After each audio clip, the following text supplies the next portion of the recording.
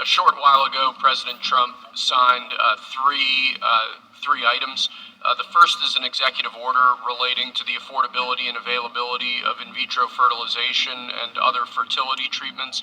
These are treatments that have become unaffordable for many Americans, or have been unaffordable for many Americans, and the executive order is a directive to the Domestic Policy Council to examine ways to make IVF and other fertility treatments more affordable for more Americans. The second item that we signed was a presidential memorandum imposing radical transparency requirements on government departments and agencies, in keeping with President Trump and the administration's broader commitment to governmental transparency. What this presidential memorandum would do is require, as waste, fraud, and abuse is uncovered, as programs are canceled, and ultimately as taxpayer dollars are saved, this presidential memorandum would require departments and agencies to make all of the details of that freely available to the public. Lastly, we have another executive order that President Trump signed relating to independent agencies.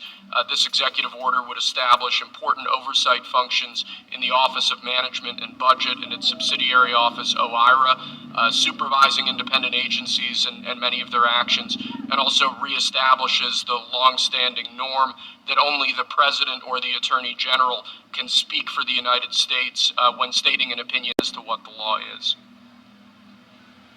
Thank you very much, Will. That was the primary purpose of this conference, to explain that they're all very important in their own way.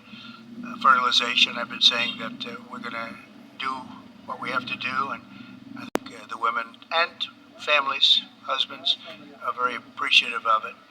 But that was it. I do want to say while I'm up here, I've been contacted by some of the biggest companies in the world, and because of what we're doing economically and through tariffs and taxes and incentives, they want to come back into the United States. And we'll be announcing various very large companies, the biggest actually, and they'll be coming back, having to do with chips and having to do also with cars and lots of other things. We're going to be announcing some very, very big, momentous decisions are being made by companies all around the world, the biggest, and they want to come back into the U.S. Car plants are being canceled in other locations now because they want to build them here. And you read about a couple, not that I want to mention names or anything, but you read about a couple of big ones in Mexico just got canceled because they're going to be building them in the United States. And that's very simply because of what we're doing with respect to taxes, tariffs, and incentives. And I think it's a very important thing. And you'll be seeing this over the next probably over the next 2 years, to be honest, but you're going to see a lot of it over the next couple of weeks. A lot of big ones are going to be announcing. And so while we're here, I guess we can take a couple of quick questions. Go ahead, please. Please. Have you decided specifically what the auto tariff rate should be? Yeah, I probably will tell you that on April 2nd, but it'll be in the neighborhood of 25%. Semiconductors and pharmaceuticals? It'll be 25% and higher, and it'll go very substantially higher over a course of a year.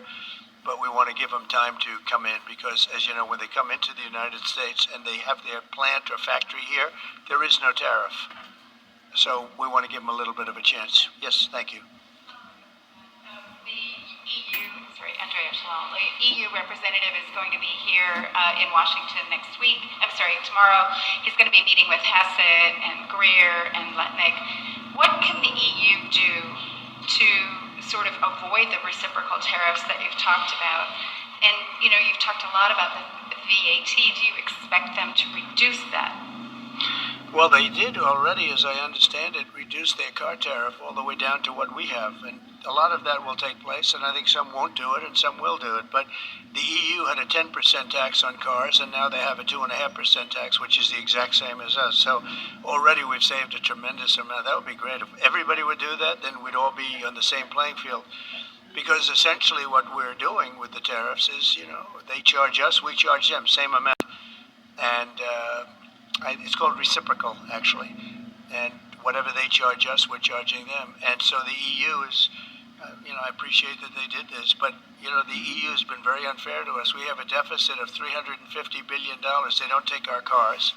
They don't take our farm products. They don't take almost anything. They take very little.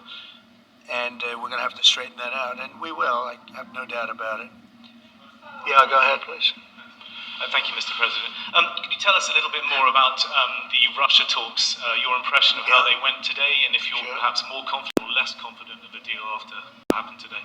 Well, much more confident. They were very good. Russia wants to do something. They want to stop the savage barbarianism. I mean, what's going on over there? Its soldiers are being killed by the thousands on a weekly basis. It's ridiculous. And they're not American soldiers. They're Russian soldiers and they're Ukrainian soldiers largely, although a lot of Koreans have been